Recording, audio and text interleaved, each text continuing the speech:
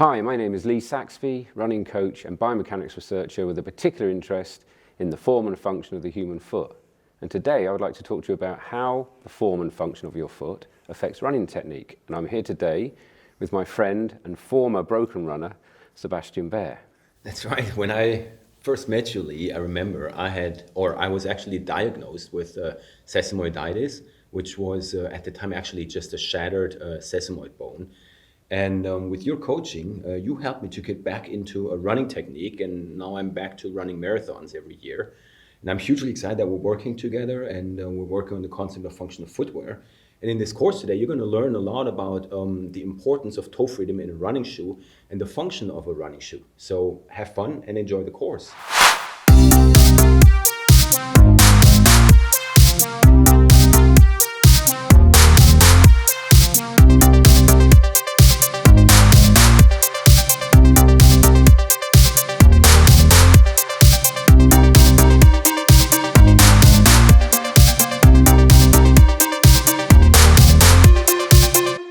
As a running coach, I've developed a simplified approach to running injuries and running performance. Essentially, for me, running is either an energy problem, which is to do with age and weight, a hardware problem, which is to do with structural problems in the anatomy, or software problems, which are neuromuscular, i.e. how you move your body. Today, you will learn about the hardware and software problems associated with running. A simple but effective model to help runners and running coaches understand the biomechanics of human movement is to view the human movement system as having a hardware system, a software system, and an energy system.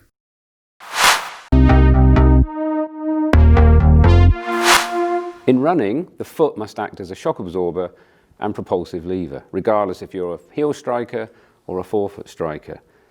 The more skill you have as a runner will determine how you place the foot. If you exaggerate your heel strike, you're prone to injury. If you exaggerate your forefoot strike, you're prone to injury. We are looking for what I call a skillful midfoot strike. Although the term midfoot strike is frequently used in the scientific and popular literature, it is in fact a misnomer, as it is impossible to land on the structures of the midfoot. For the purposes of coaching, it is more useful to classify a foot strike as either a forefoot landing or a rear foot landing, with an understanding that a skillful rear foot landing and a skillful forefoot landing will appear flat or as a midfoot strike in shod runners. Running-related pain always involves the hardware, software and energy systems to a certain extent, and the interdependence of these three systems can make running-related pain appear as an unfathomable chicken or egg problem. But in light of the fact that the foot is the beginning and end of the running action, foot function is a logical and valid place to begin unravelling this mystery. 95% of runners land on their heel or rear foot. When landing on the rear foot, the foot and ankle function as a series of sagittal plane pivots or rockers: the heel rocker, the ankle rocker, and the forefoot rocker. The function of the three rockers is to allow the smooth progression of the body weight forwards. The stability of the three sagittal rockers is directly influenced by the surface area provided by the plantar surface of the foot. The wider the base of support, the more stable the rocker system. The remaining 5% of runners are classified as forefoot runners, which means they make initial contact with the ground with their forefoot first when running. A forefoot first landing pattern dramatically alters the functional demands on the foot. In the sagittal plane, the heel rocker phase is absent and is replaced by a reverse forefoot rocker. Using a reverse forefoot rocker for initial contact and the loading response places the structures of the forefoot and toes and their stabilizing muscles under greater mechanical stress, as these structures are now loaded twice during each stance phase. Excessive or limited movement of the upper and lower leg in the frontal and transverse planes invariably starts at the foot, as the foot attempts to absorb shock on landing by untwisting, and then attempts to become a rigid propulsive lever by twisting. Failure to untwist or twist appropriately will cause the lower and upper leg to compensate in the frontal and transverse planes. These compensations are more commonly known as problems with overpronation and oversupination. Before attempting to analyse or change a runner's technique, it is important to have some idea of what good running technique actually looks like. Here is a good example of skillful rear foot running technique. Observe the shallow rear foot strike at initial contact that appears almost as a flat foot or midfoot strike to the naked eye. This could be called a skillful rear foot strike. An exaggerated rear foot strike could be considered unskillful, as it creates high impact and braking forces that are associated with a higher risk of running related pain and injury. Immediately after initial contact, the loading response phase occurs, which is when the supporting leg bears the full load of gravity and body weight and can be identified by the onset of muscle activity in the upper and lower leg. The loading response phase is the phase of running where an overstride can be identified by observing the position of the ankle joint relative to the knee joint in the sagittal plane. If the ankle joint is slightly in front of the knee joint as the loading response occurs, this is classified as an overstride. A skillful runner will display an ankle position that is directly underneath or slightly behind the knee during the loading response phase. Overstriding is associated with increased compressive and tensile loads at the shin, knee and hip, and is a major risk factor for all running related pain. The running posture of a skillful rear foot runner is one of slight trunk flexion of around 5 to 10 degrees. A trunk flexion greater than 10 degrees is associated with increased impact forces and increased muscle action of the hip and lumbar extensor muscles. A trunk flexion of less than 5 degrees is associated with an increased stiffness of the leg and mechanical loads on the joints and muscles of the knee. A skillful rear foot runner has a stride rate or cadence within the region of 165 to 180 strides per minute. A cadence of below 165 is associated with higher mechanical loads at the hip and knee, and a cadence of above 180 is associated with higher mechanical loads at the ankle and an increased metabolic cost, which in turn increases the risk of fatigue. Although no more than 5% of runners are natural forefoot strikers when shod, in certain biomechanical scenarios, runners will switch from a rear foot landing strategy to a forefoot landing strategy. In particular, when running barefoot at high speeds on hard, unforgiving ground such as tarmac or concrete. Therefore, if you are attempting to analyse the technique of a natural forefoot runner or attempting to convert a rear foot runner to a forefoot runner due to some perceived performance or injury prevention benefit, it is important to have a template in mind that represents good forefoot running technique. Skillful forefoot running begins with a skillful forefoot strike, which appears as a midfoot strike or flat foot strike to the naked eye. An unskillful exaggerated forefoot strike places the contractile and non-contractile tissues of the lower leg and foot under extreme mechanical loads as they attempt to stiffen the joints of the lower limb to absorb the forces of impact and control the excessive motion of the rear foot. Due to the anatomical structure of the foot and ankle, forefoot runners are prone to overstriding. As in rear foot running, overstriding can be identified during the loading response phase of stance, which occurs immediately after initial contact and can be identified by the onset of muscle activity in the supporting leg. Overstriding in forefoot running is associated with increased tensile and compressive loads in the lower leg and foot and is a major risk factor for running related pain and injury in this area of the body.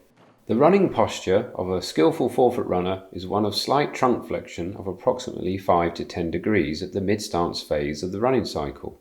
A trunk flexion angle greater than 10 degrees is associated with increased loads of the lumbar and hip extensors, whereas a trunk flexion angle of less than 5 degrees is associated with increased loads at the knee.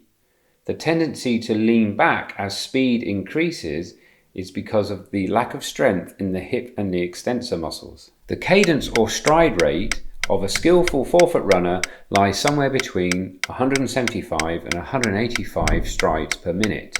A cadence of below 175 is associated with increased loads at the hip and knee joints, and a cadence above 185 is associated with increased loads at the ankle and an increased metabolic cost, which increases the risk of fatigue. It is not uncommon to observe a stride rate of over 200 strides per minute in unskillful forefoot runners.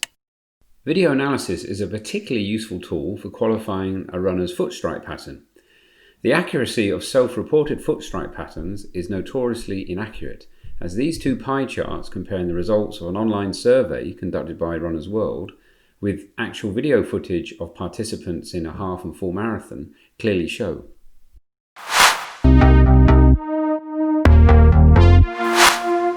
Regardless of your level of skill as a runner, the influence of shoes is still very powerful. Let's take a look at the difference of shoe midsole cushioning on running technique. The Goldilocks principle of running shoe cushioning is based on the premise that there is a level of cushioning that is just right for every runner based on their age, weight, foot type, and running style. Too much cushioning will cause overstriding, and too little cushioning will cause stiff, exaggerated forefoot landings. Both these adaptations in running style or running software are associated with running-related pain and injury. For the majority of runners who run on the roads and trails, a midsole cushioning of 10 to 12 millimeters is enough to protect the foot and enhance shock absorption, but without encouraging the overstriding associated with excessive cushioning. A midsole cushioning of under 10 millimeters is appropriate for running on more forgiving natural surfaces such as grass or tuned surfaces such as gym flooring and treadmills. On a treadmill running at a speed of 16 kilometers an hour, this runner adopts a forefoot strike when barefoot, a shallow angled rear foot strike in the 10 millimeter midsole shoe, and an exaggerated rear foot strike in the 25 millimeter midsole shoe. During the loading response phase of stance, the biomechanical differences between the barefoot and 10 millimeter midsole shoe condition is minimal, but there is a significant overstride occurring when the runner is wearing the 25 millimeter midsole shoe.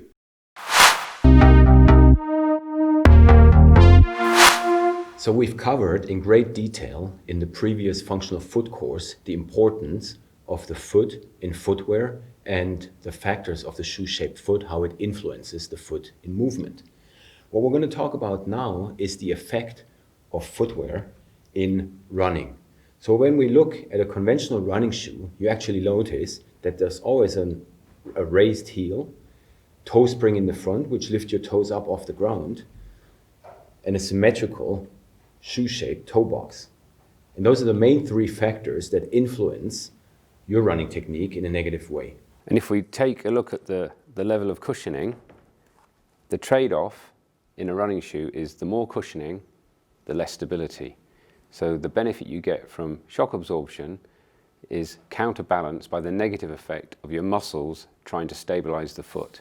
For further clarity, we've cut away part of the shoe to show what happens to the foot inside of a conventional running shoe.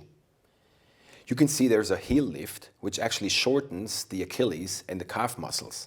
It also encourages a large overstride. The toe spring in the front of the shoe delays the toes engaging with the ground and makes the toe muscles weak and tight. Also, you can see all the pressure of the foot is on the metatarsal heads. This can lead to pain and injury. From this angle, you can see the typical Hallux angle created by the toe box of a conventional running shoe. That is also the reason why runners buy their running shoes 1 to 2 sizes larger to accommodate the lack of space and avoid black toenails when running a half or full marathon. The cushioning and stability requirements of each individual runner can vary considerably based on injury history, age, weight, and running style. However, the basic shape and design of a running shoe should be consistent with the natural form of the human foot, which is foot-shaped, not shoe-shaped.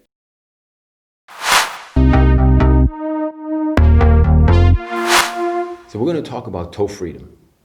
The most important factor, and also probably the most forgotten factor in designing running shoes, is the importance of toe freedom. In conventional running shoes, you will notice that the toes are always squished together symmetrically in the front, and that strips them completely of their natural function. So those design flaws in conventional running shoe design actually cause instability of the foot in running. That instability is tried to be overcome in conventional running shoe design by adding pronation control or motion control inside the midsole.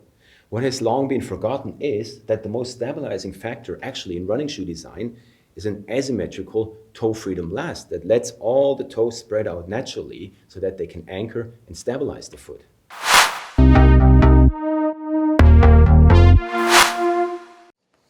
The biomechanical relationship between foot function, running technique and running-related pain is complex, particularly in light of the fact that over 50% of runners present asymmetries in foot strike pattern and leg alignment when comparing their left and right legs.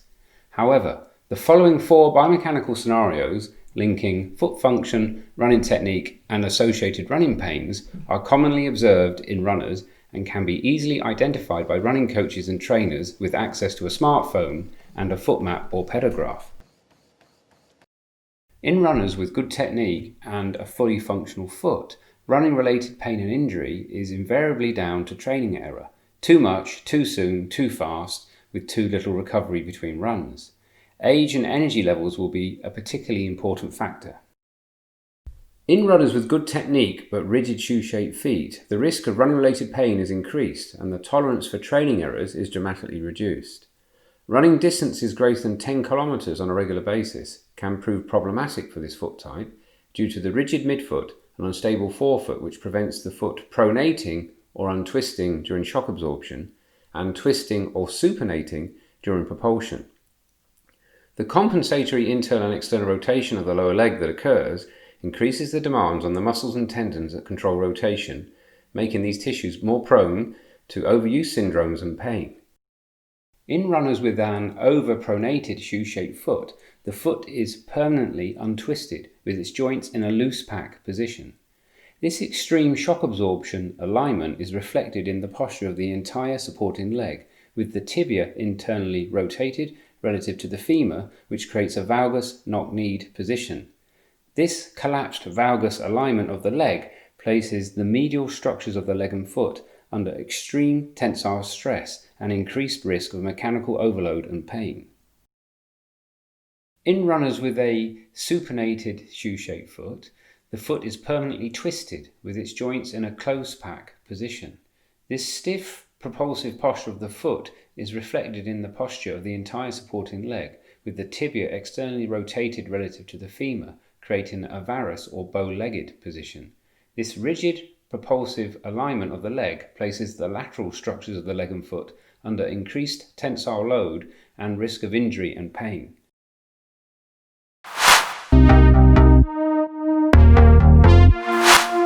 Please remember that also your age and weight will influence your risk of injury. The older you are and the heavier you are, the physics of running changes and you will be more prone to injury.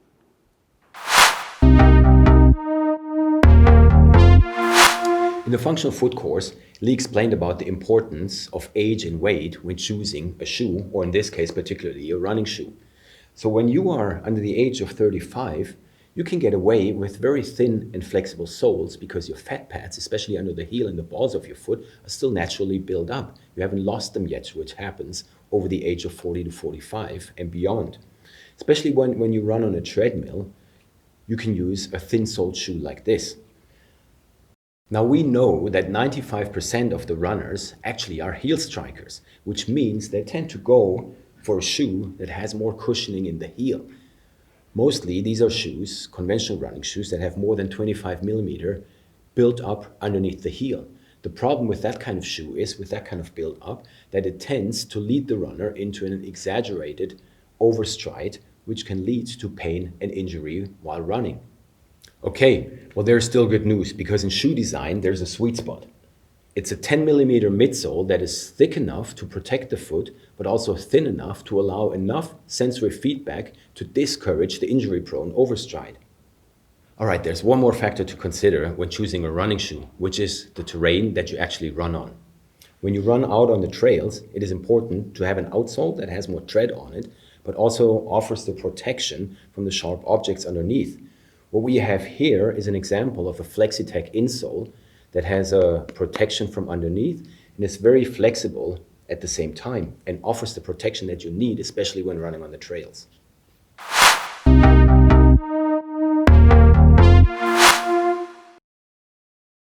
%80 of running-related pain occurs at the knee, shin, ankle, and foot. Knee pain is commonly described as being located anterior or at the front of the knee itself, which is clinically diagnosed as patellofemoral pain syndrome or PFPS. An alternative site of pain in the knee is lateral or on the outside of the knee, which is clinically diagnosed as iliotibial band syndrome or ITBS. Shin pain or shin splints is another common running related pain. Usually the pain is located medially on the inside of the shin, and this is clinically diagnosed as medial tibial stress syndrome or MTSS. Anterior lateral shin pain, located on the front and outside of the shin, is less common but also occurs in runners. Heel pain is a common running related pain, especially in runners over 40 years of age. If the pain is located in the area of the Achilles tendon, it is usually diagnosed as Achilles tendinopathy. If the pain is located more towards the bottom of the heel, it is usually diagnosed as plantar fasciitis. Foot pain is also a common running related pain. The most common sites of pain being on the dorsal aspect or top of the foot, the medial aspect of the foot or inside of the foot, particularly around the joint of the great toe, and on the plantar aspect or underneath the foot, particularly around the metatarsal heads.